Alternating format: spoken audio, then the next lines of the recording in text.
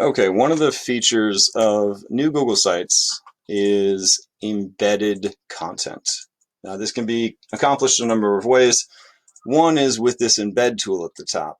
You click on embed, you punch in the URL of the site, and magically the site is embedded into your website. Seems really cool, but it's not.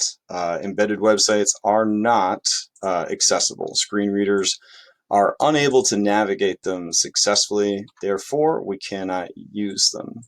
Another way to embed something is these tools down here allow you to embed sheets, slides, docs, forms, all that kind of stuff. Really cool, great for an internal site that only other staff or students are going to use, not appropriate for a public site that has to meet accessibility standards. What exactly do I mean when I use the words embedded content? I'm going to show you real quick using this a Baby Talk 2 Child Development Center site.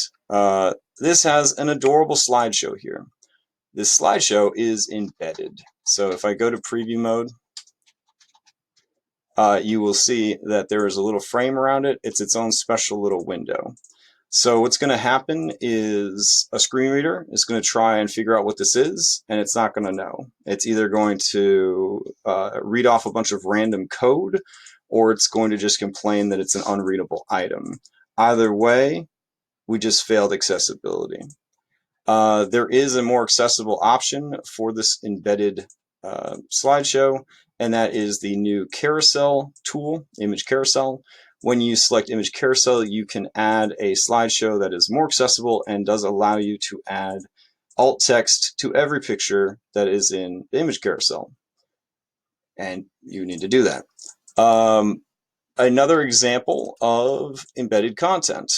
If we go to, let's see, emergency preparedness plan, you will see that there are side by side two pieces of paper here. That's cool and all, but as a sighted user, I can't read this. It's too small.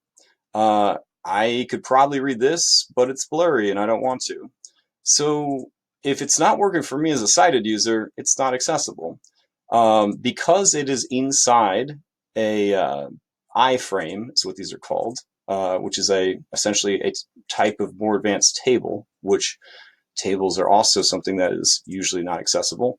Again, the screen reader is going to come to this page. It's going to try and read these boxes, and it's going to pull up errors because it doesn't know what's inside the boxes, because it doesn't have the ability to read those boxes. As a sighted user, I'm going to see this and be like, hey, what am I supposed to do with this? And I'm going to try to click on it. I'm going to try to zoom in, and then maybe I will figure out that I'm supposed to click this pop out and then go check out the Google document, which is apparently a Word document stored on Google Drive.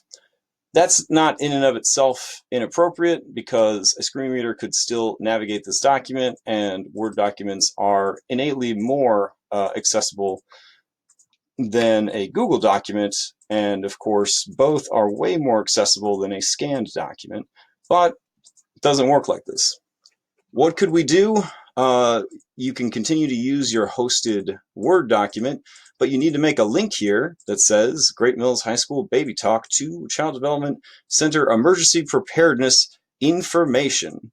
And then you make it a hyperlink, and then they click on it, and it goes to the document. But that's ugly. It doesn't matter. Looking good has nothing to do with accessibility.